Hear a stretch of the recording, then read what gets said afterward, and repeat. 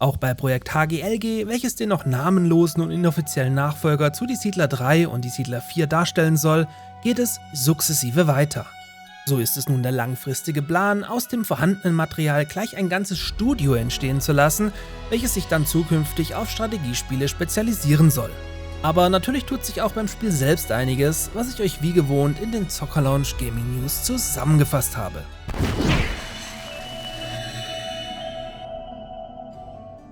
Projekt HGLG befindet sich nach wie vor in einem Prototypenstatus, welcher dann Anfang November auf der Zocker Lounge Luxuslan in Frankfurt am Main erstmals den Teilnehmern zum Anspielen präsentiert werden soll.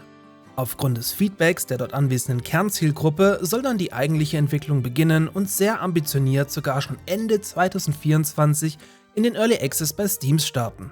Aber hey, diese Angabe ist wie immer ohne Gewähr.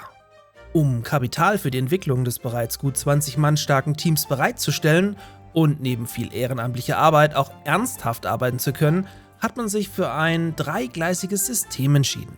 So möchte man neben einem Kredit auch mit Crowdfinancing und Crowdfunding operieren, da bereits einige Spendenbereitschaft aus der Siedler-Community signalisiert wurde. Aktuell sucht man sogar schon nach einem Standort, in den man die Teammitglieder je nach Wunsch in Teil- oder Vollzeit eingestellt werden sollen. Die Entwicklung läuft sogar so gut, dass man der Öffentlichkeit im Oktober einen ersten Teaser-Trailer inklusive dem finalen Namen des Spiels und ganz viel Wuselfaktor präsentieren möchte. Schon jetzt achtet man bei der Planung darauf, das spätere Spiel voll moddingfähig zu machen, was als Eckpfeiler der Entwicklung gilt. Daher werden später die Daten für Gebäude und Waren einfach zugänglich sein und sich so zum einen verändern und zum anderen erweitern lassen. Neue Warenketten mit neuen Produktionsgebäuden soll also nichts im Weg stehen.